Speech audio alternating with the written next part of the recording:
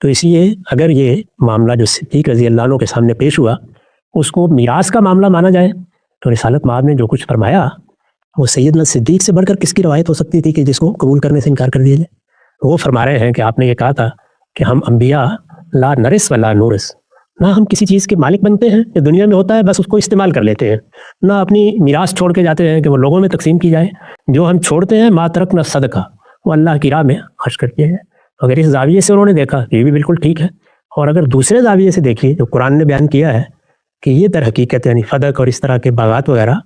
یہ کوئی ذاتی ملکیت تھے ہی نہیں۔ اگر سیدنا صدیق نے قرآن کی اس آیت کو سامنے رکھ کر ان کو قومی املاک کی حیثیت دی اور ان کے بارے میں وہی فیصلہ کیا جو حضور نے اپنے لیے کیا تھا، صورت میں بھی ٹھیک ہے۔ تو آپ قرآن کے زاویے سے دیکھیے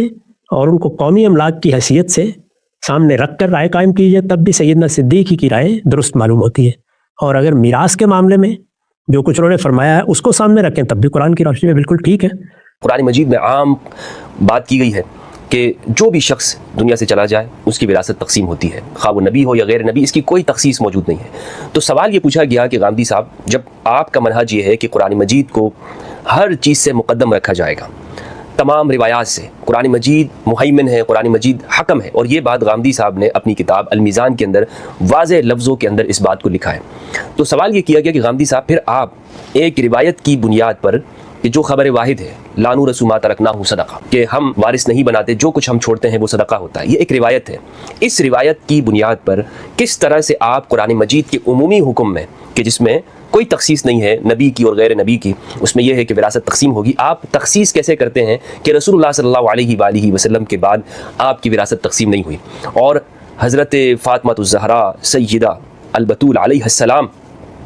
انہوں نے جو حضرت ابوبکر رضی اللہ عنہ سے مطالبہ کیا ہے اپنی وراثت کا، یعنی اپنے بابا جان محمد صلی اللہ علیہ وآلہ وسلم سے جو مال آپ نے چھوڑا کہ یہ اس کی وارثہ میں ہوں، یہ جو مطالبہ حضرت ابوبکر سے کیا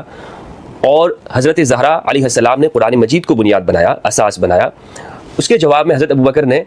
روایت پیش کی ہے، قرآن مجید کی آیت نہیں۔ تو سوال یہ ہے غامدی صاحب کہ آپ کا منہج تو یہ ہے کہ ہم قرآن مجید کی آیت کو لیں گے اور اس کے مقابلے میں روایت اگر اس سے ٹکرا رہی ہے تو اس کو نہیں لیا جائے گا، بلکہ میزان میں آپ کے سامنے پیش کرتا ہوں، اس میں جو الفاظ غامدی صاحب نے لکھے ہیں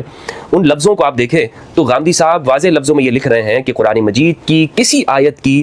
تخصیص روایت کے ذریعے نہیں ہو سکتی، حتیٰ کہ پیغمبر کو بھی یہ حیثیت اور مقام نہیں ہے کہ وہ کسی آیت کی تحدید اور تخصیص کر سکے۔ تو غامدی صاحب پھر کس طرح سے آپ یہاں پر